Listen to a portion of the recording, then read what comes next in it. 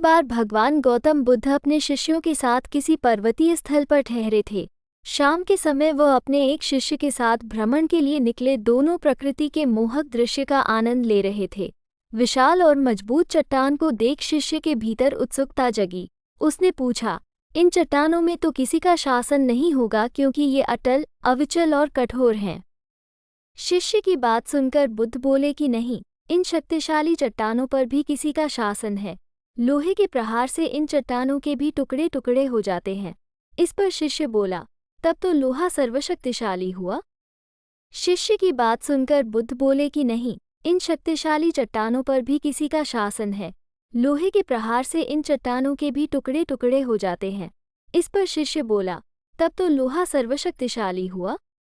बुद्ध मुस्कुराए और बोले, नहीं, अग्नि अपने ताप से लोहे का रूप परिवर्तित कर सकती है। उन्हें धैर्यपूर्वक सुन रहा शिष्य बोला, इसका मतलब अग्नि सबसे शक्तिवान है। बुद्ध ने फिर उसी भाव से उत्तर दिया, नहीं, जल अग्नि की उष्णता को शीतलता में परिवर्तित कर देता है तथा अग्नि को शांत कर देता है। शिष्य कुछ सोचने लग गया। बुद्ध समझ गए थे कि उसकी जिज्ञासा अब भी पूरी तरह शांत नहीं हुई है। शिष्य ने फिर सवाल किया, आखिर जल पर किसका शासन है? भगवान बुद्ध ने उत्तर दिया, वायु का। वायु का वेग जल की दिशा को बदल देता है।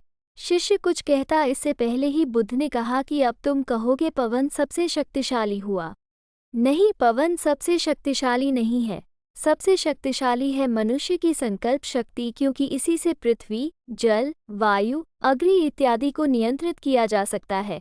जीवन में कोई भी महत्वपूर्ण कार्य संकल्प शक्ति के बगैर असंभव है, इसलिए अपने भीतर संकल्प शक्ति का विकास करो।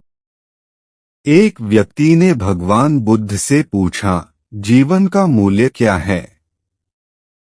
बुद्ध ने उसे एक चमकता पत्थर दिया और कहा, इसका मूल्य पता करके आ, लेकिन ध्यान रखना इसको बेचना नहीं।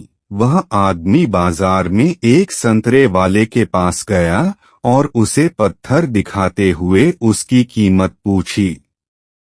संतरे वाले ने कहा, 12 संतरे ले जा और यह मुझे दे दे। आगे एक सब्जी वाले ने उस पत्थर की कीमत 1 बोरी आलू लगाई। इसके बाद वह एक सोना बेचने वाले के पास गया। उसे पत्थर दिखाया तो उसने झट से कहा, 50 लाख में मुझे बेच दे। उसने मना कर दिया तो सुनार बोला, 2 करोड़ में दे दे या बता इसकी कीमत, जो मांगेगा वह दूंगा तुझे। उस आदमी ने सुनार से कहा, मेरे गुरु ने इसे बेचने से मना किया है। आगे हीरे बेचने वाले एक जौहरी के पास गया।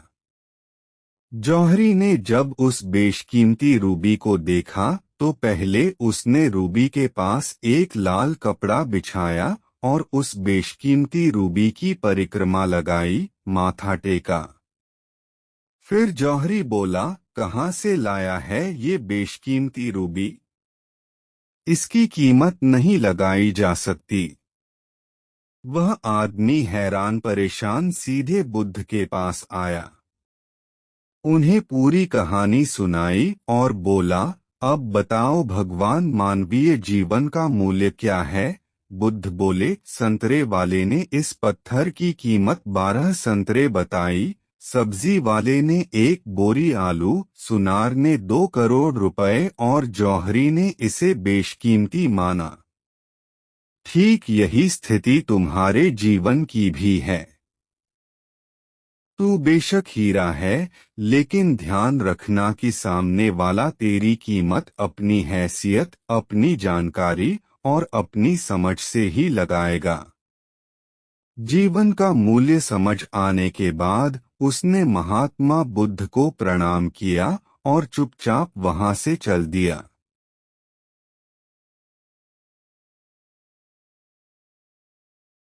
Thanks for watching. Please subscribe.